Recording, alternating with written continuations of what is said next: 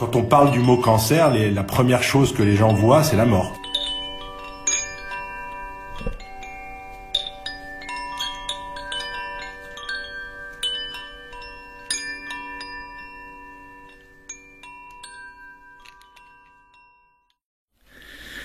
Alors, qu'est-ce que c'est que le cancer? Donc, comment on peut envisager les choses? On imagine, par rapport à la médecine officielle ou à la naturopathie, on imagine que le cancer, ce sont des cellules désobéissantes qui ne répondent plus à l'ordre général de l'organisme et qui donc vont envahir, en plus voyager, coloniser d'autres tissus. Bon. Alors, tout ça, c'est du délire, au sens des lectures de la réalité. Nous savons de façon absolument certaine que, à part les cellules de leucémie, jamais personne n'a pu observer de cellules cancéreuses en voyage. Donc ça, c'est quelque chose qu'il faut mettre de côté. Le mythe des métastases n'existe pas. Et je vais vous expliquer donc comment ça fonctionne. Donc, ce qu'il faut bien comprendre, c'est que nous vivons en permanence des émotions. Ces émotions sont gérées par le cerveau. Et le cerveau, vous le savez, c'est une structure extrêmement complexe.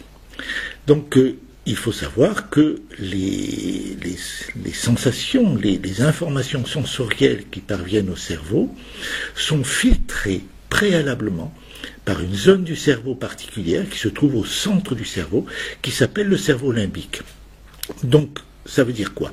Ça veut dire que quand vous avez un spectacle devant les yeux, avant de parvenir à la zone occipitale du cortex qui gère et qui intègre l'information visuelle, ça transite par ce fameux cerveau limbique qui prend en charge la dimension émotionnelle correspondante et qui, normalement, a la capacité de gérer cette dimension, de digérer en quelque sorte cette dimension émotionnelle.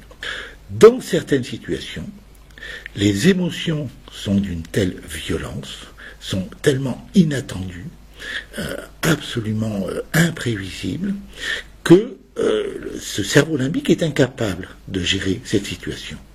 Dans ce cas-là, il est débordé, en quelque sorte, et l'orage, ça crée une forme d'orage émotionnel considérable qui va envahir la totalité du cerveau. S'il envahit la totalité du cerveau, vous vous retrouvez automatiquement dans une situation où vous ne pouvez plus manger, parce que l'appétit est coupé, vous ne pouvez plus dormir. Ce qui fait que, à la longue, on peut à la rigueur vivre sans manger, mais on ne peut pas vivre sans dormir. Ça, c'est pas possible. On ne peut pas survivre si on ne dort pas. Donc, on est en danger de mort par rapport à cette situation-là. D'autre part, le stress est tellement important qu'on va en perdre toutes les informations de prudence auxquelles nous sommes habitués. C'est-à-dire que si vous prenez votre voiture, eh bien vous allez oublier de respecter la priorité à droite, les stops, les feux rouges, et l'accident est quasi inévitable. Donc vous êtes quelque part en double danger de mort. Danger de mort par épuisement, danger de mort par risque d'accident, par imprudence. Parce que vous êtes accaparé par ce stress. Donc dans cette situation, le cerveau, qui est notre pilote automatique, qui fonctionne comme un ordinateur, avec des informations logistiques, avec des programmes qui nous sont installés depuis notre conception, le cerveau va mettre en œuvre une sorte de soupape de sécurité, si vous préférez une bouée de sauvetage, si vous tombez en mer, eh bien on vous envoie une bouée de sauvetage, c'est là pour vous sauver la vie. Alors comment ça se passe? Eh bien, cet orage cérébral va être, si vous voulez, le cerveau va choisir une réponse à cette situation conflictuelle qui sera, en fonction de ses moyens limités, la plus adaptée possible. Et il va missionner une région du cerveau, une région particulière qui va faire office de paratonnerre et qui va récupérer cet orage cérébral. Et ça peut se faire en quelques minutes. Ce qui fait que vous êtes en situation de stress monstrueux, eh bien, très rapidement, vous retrouvez votre sang-froid. Vous retrouvez la capacité de manger un minimum, vous retrouvez la capacité de dormir un minimum, et vous retrouvez surtout la capacité d'éviter l'accident, de respecter les règles de prudence élémentaires et de ne pas vous foutre en l'air, quoi. Donc ça, c'est extrêmement important. Voilà. Une fois que cet orage est focalisé sur cette zone du cerveau qu'on appelle le foyer de Hammer, en souvenir du docteur Hammer, eh bien, le foyer de Hammer, les neurones correspondants, vont transformer cette énergie négative en une énergie de survie, en une énergie donc positive. Et ils vont envoyer cette énergie négative à un organe précis qui va répondre, autant que faire se peut, à la situation de stress de la façon la plus intelligente possible. Cette réponse, elle va se traduire par une hyperstimulation de l'organe concerné.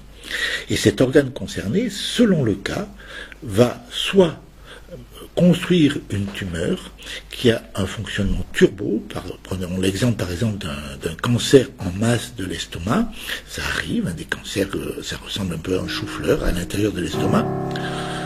Ah, elle a appuyé sur la touche. C'est excellent. Elle appuie sur la touche qui allume le piano. Pas un petit coupure ou pas. Donc le cancer turbo de l'estomac. Voilà, donc le cancer turbo de l'estomac, le docteur Hammer a pu démontrer de manière rigoureusement scientifique que avec le sucre sécrété par ce cancer de l'estomac, la digestion d'une boulette de viande se fait 10 fois plus vite qu'avec le sucre gastrique normal. Donc c'est quelque part, il y a cette hyperstimulation déclenche la construction de la tumeur et son fonctionnement en mode turbo, c'est-à-dire en mode hyper efficient. Et c'est ça qui est important. Ce n'est jamais pour nous faire du mal, c'est toujours pour nous sauver la vie, pour nous permettre de survivre. Alors là, je prends l'exemple du cancer de l'estomac, mais il faut savoir que dans certains cas, au lieu de construire une tumeur, le cerveau donne l'ordre de démonter un organe dont on n'a plus besoin. Donc il peut y avoir des caries. Alors ces caries peuvent concerner les dents, elles peuvent concerner le muscle, elles peuvent concerner l'os, elles peuvent concerner le tissu cellulaire sous-cutané s'il y a un conflit de dévalorisation. Alors ces caries sont toujours en lien avec un ressenti de dévalorisation très profonde. Voilà. Il peut y avoir également des paralysies, on peut faire un AVC. C'est aussi un équivalent de cancer. Dans certaines situations, eh bien, le mouvement est dangereux. Dans ce cas-là, il faut se paralyser. Ça peut être aussi un trouble hormonal, comme une hyperthyroïdie. Voilà. Donc, le processus du cancer est toujours mis en place pour permettre la survie. Maintenant, prenons un exemple concret, précis. Imaginons une personne qui est un cancer du gros intestin, par exemple. Si cette personne consulte des artisans de la médecine officielle, ou, oui, de la médecine officielle, on va dire, bon, et on va lui proposer en toute première intention une ablation chirurgicale d'une partie de l'intestin.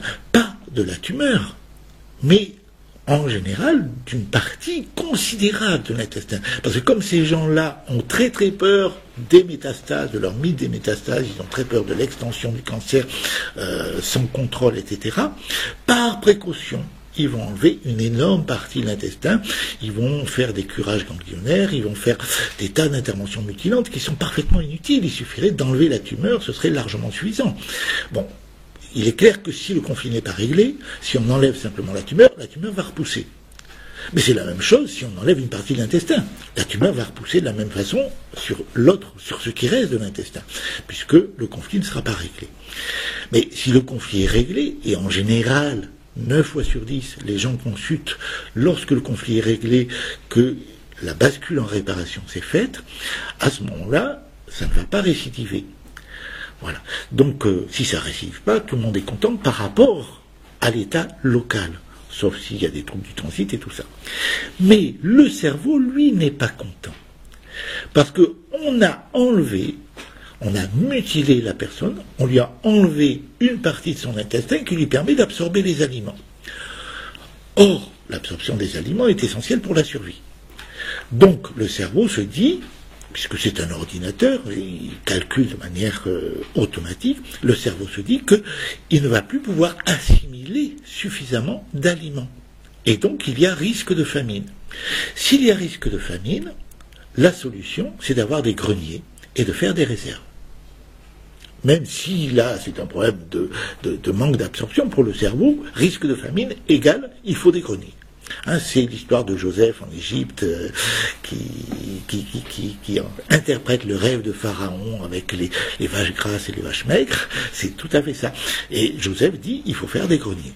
Il faut faire des greniers et accumuler pendant les 7 années d'opulence. Donc, dans ces conditions, automatiquement, le cerveau va ordonner la construction de greniers. Les greniers, ils se construisent automatiquement au niveau du foie. Pourquoi le foie? Parce que le foie a pour fonction première, une de ses fonctions essentielles, c'est de stocker le glycogène, qui est un agglomérat de molécules de glucose. Et le glucose, c'est le carburant de l'organisme, c'est le carburant de base de l'organisme. Alors ça aussi, quand on dit que le sucre est mauvais pour la santé, ou que ça nourrit le cancer, on raconte des sottises, quoi. Ça n'a aucun rapport, bien évidemment. Il faut du glucose pour vivre, point final. Autant pour construire le cancer qui doit nous sauver la vie, que pour le démonter. Donc le glucose est toujours bénéfique dans tous les cas. Il ne faut jamais se priver de glucose. Donc ça, c'est une parenthèse. Voilà. Donc, j'en reviens à mon cas. Une personne a un cancer du gros intestin. On lui enlève une partie du gros intestin. Automatiquement, le cerveau donne l'ordre de construire un grenier au niveau du foie, un ou plusieurs. Et donc, on va avoir ce que les médecins appellent des métastases au niveau du foie, qui vont apparaître dans les 6 mois qui suivent. Et en fait, ce sont simplement des greniers qui n'ont rien à voir avec le conflit originel, sauf la mutilation.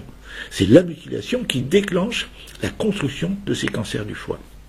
Deuxième problématique, à partir du moment où, en médecine officielle, on prononce le mot cancer, on prononce danger de mort.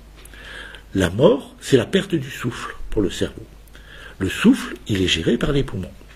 Par conséquent, il faut impérativement, en parallèle, construire des poumons turbo, qui vont se manifester par des petites tumeurs à l'intérieur du parenchyme pulmonaire, qu'on va appeler, entre guillemets, des ballons, hein, parce que ça a la forme de ballon. Et alors, c'est très amusant, cette histoire-là, parce que, imaginez, par exemple, une personne qui est père de famille et à qui on annonce toutes ces choses-là, et qui a en charge son épouse et plusieurs enfants. Eh bien, si vous comptez les ballons, il y aura un ballon pour lui, un ballon pour son épouse, et un ballon pour chacun de ses enfants. Et on va dire à ce moment-là, en médecine officielle, c'est un lâcher de ballon, et alors là, c'est la fin, c'est fini, selon la médecine officielle, c'est le... Mais non, ce sont des poumons turbo. C'est-à-dire que ces poumons-là ont une capacité respiratoire plus grande que le poumon normal. Donc, en fait, c'est quelque chose qui vous permet d'avoir plus de souffle. Voilà. Et c'est comme ça qu'on a bâti le mythe des métastases qui ne repose que sur une conception erronée à l'origine du processus cancéreux. Le processus cancéreux est là pour nous sauver la vie, pour nous garder en vie. Le cancer est un processus magique, il nous permet de survivre à des situations de stress qui seraient insurmontables si on était dans la conscience de ces stress, et donc c'est extrêmement important. Il faut bien comprendre que si nous n'avions pas en permanence des tas de cancers qui évoluent à notre insu, c'est-à-dire qui se creusent ou qui se construisent puis qui se guérissent à notre insu, il y a longtemps on serait 4 pieds sous terre. Bon, alors si on a compris que, en fait, tout fonctionne sous le contrôle du cerveau, qui est un ordinateur, un pilote automatique d'une puissance inouïe, mais qui est limité au niveau de l'intelligence créatrice, quelque part, hein, eh bien, la clé, ça va être de travailler sur ce fonctionnement du cerveau, d'aller chercher le conflit à l'origine du processus de tempête cérébrale qui a mis en route ce mécanisme de construction du cancer, ou de démontage d'une tumeur, ou de paralysie, ou n'importe quoi. Donc il faut aller chercher la problématique à l'origine. Il faut bien sûr, parallèlement, quand on a compris, il faut faire un travail de digestion. Ce travail de digestion sous-entend à la fois un travail d'évacuation des émotions, qui est une psychothérapie, et un travail de digestion des émotions, qui va sous-entendre obligatoirement la mise en route et l'utilisation des buts spirituels, de la finalité spirituelle de l'individu, quelle que soit sa religion, bien sûr. Hein. Voilà. Donc il y a une dimension spirituelle incontournable qu'il va falloir mettre en œuvre. Et puis, il faut aussi s'occuper de l'intendance. Quelque part, l'organisme, pour fonctionner bien, et qui est construit par nos microzymas, et nos microzymas ont besoin d'un certain nombre de nutriments, de carburants, de vitamines, etc. Donc il y a une hygiène de vie qui est absolument essentielle, qui va donc être qui va donc être mise en place par une diététique appropriée.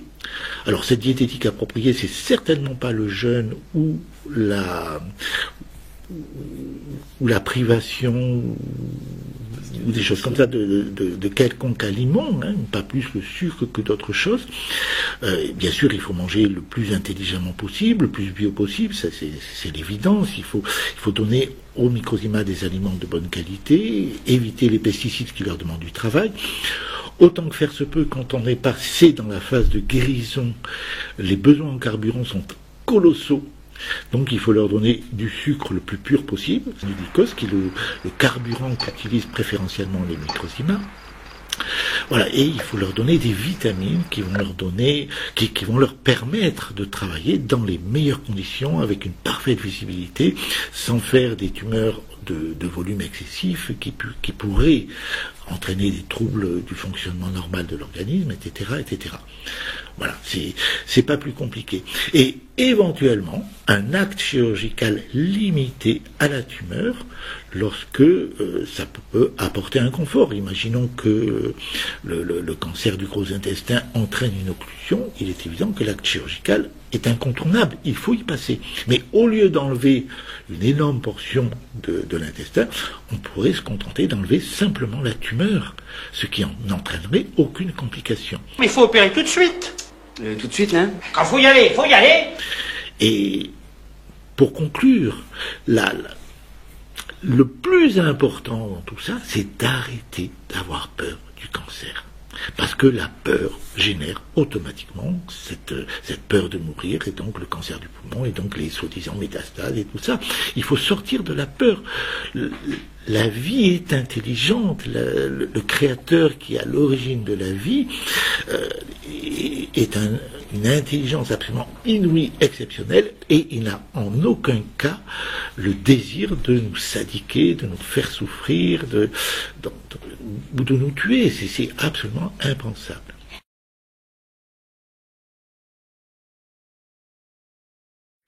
Alors, que faire lorsqu'on pose un diagnostic de cancer? Alors, la toute première chose, le plus important, c'est d'arrêter d'avoir peur. Si vous avez un cancer, de toute manière, c'est pour vous permettre de survivre à une situation de stress monumental. Contrairement à ce qu'on pense habituellement, le processus cancéreux n'est pas une catastrophe, c'est un mécanisme d'adaptation tout à fait remarquable, coordonné par le cerveau, pour nous permettre de survivre dans des situations de stress monstrueux.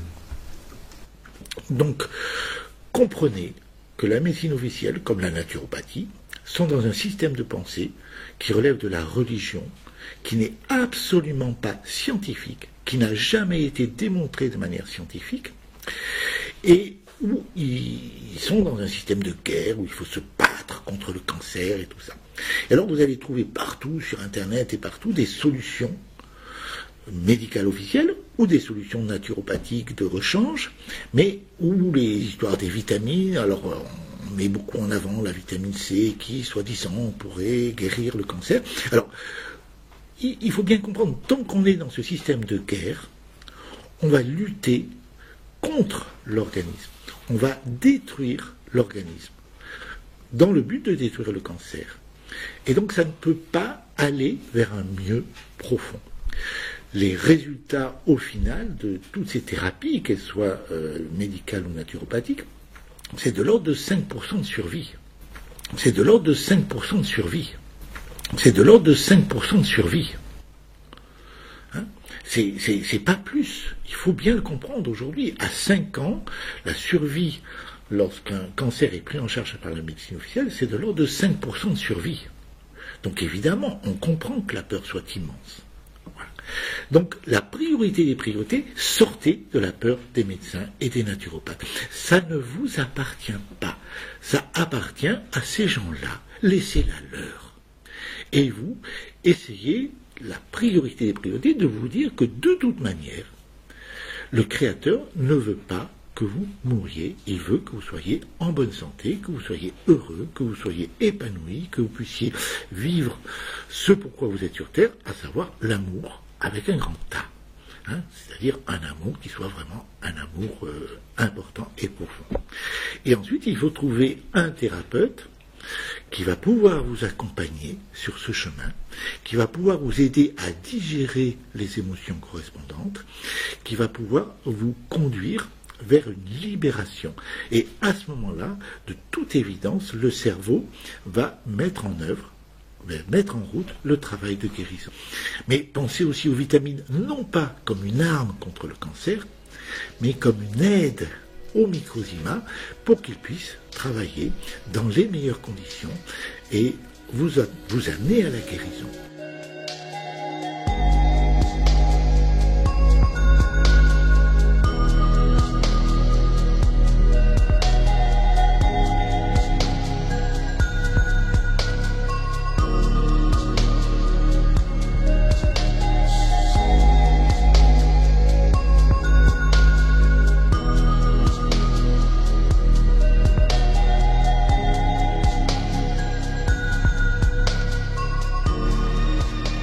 Dans la nature, il y a beaucoup plus de phénomènes de coopération, de mutualisation, de symbiose, d'osmose que de rivalité. Dans le monde des humains, ça devrait être la même chose. Or, dans cet univers impitoyable dans lequel nous vivons, c'est la compétition qui est magnifiée contre la coopération.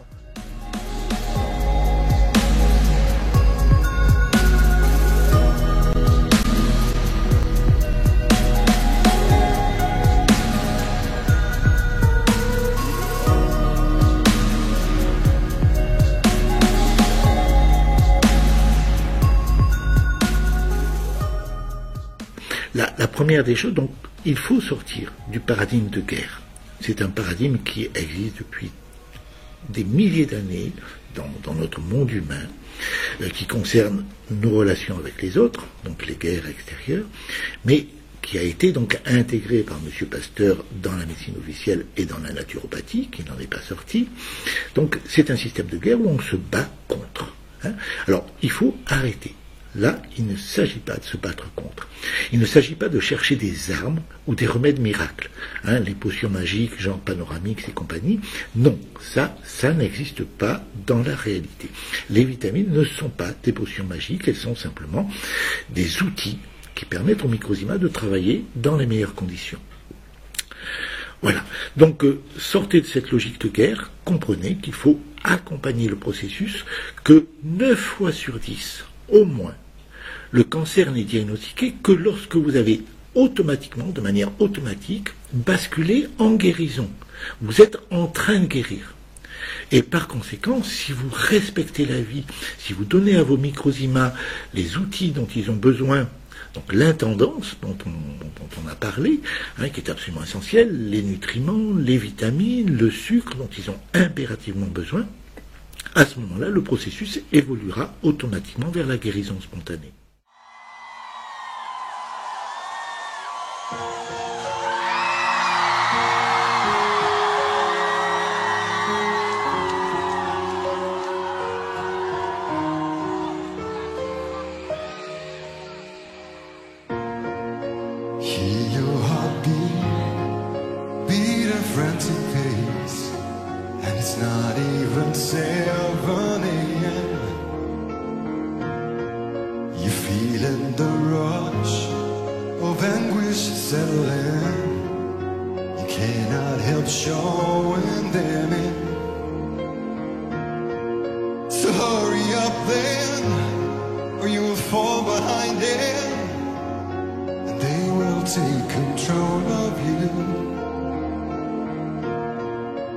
you need to heal the hurt behind your eyes, the fickle words crowd in your mind. So sleep, sugar, let your dreams float in like waves of sweet fire. You're safe within. Sleep, sweetie, let your floods come rushing in and carry you over to a new morning.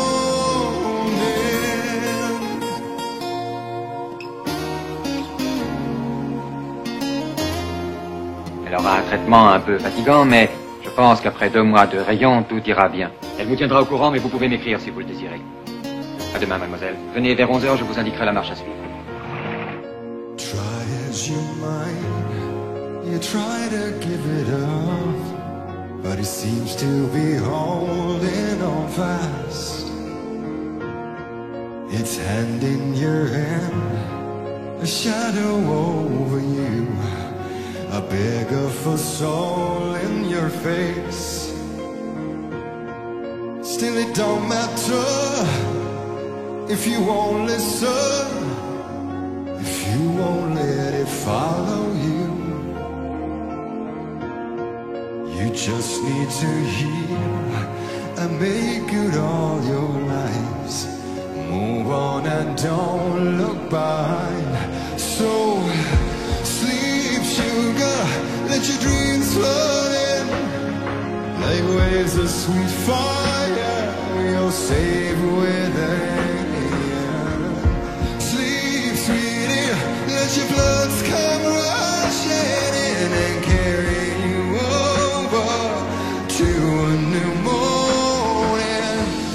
'Cause day after day, fickle visions, the messing with your head, fickle visions, sleeping in your bed, the messing with your head. Vous avez posé la question de la mortalité de ce cancer.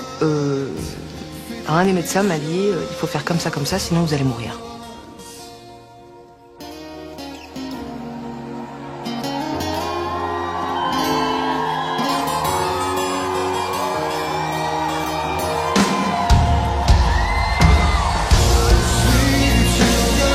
Let your dreams float in like waves of sweet fire. You're safe within. Sleep, sweetie, let your floods come rushing in and carry you over to a new morning. Sleep, sugar, let your dreams float in like waves of sweet fire. You're safe within. Sleep, sweetie, let your floods come rushing in and carry you over to a new morning.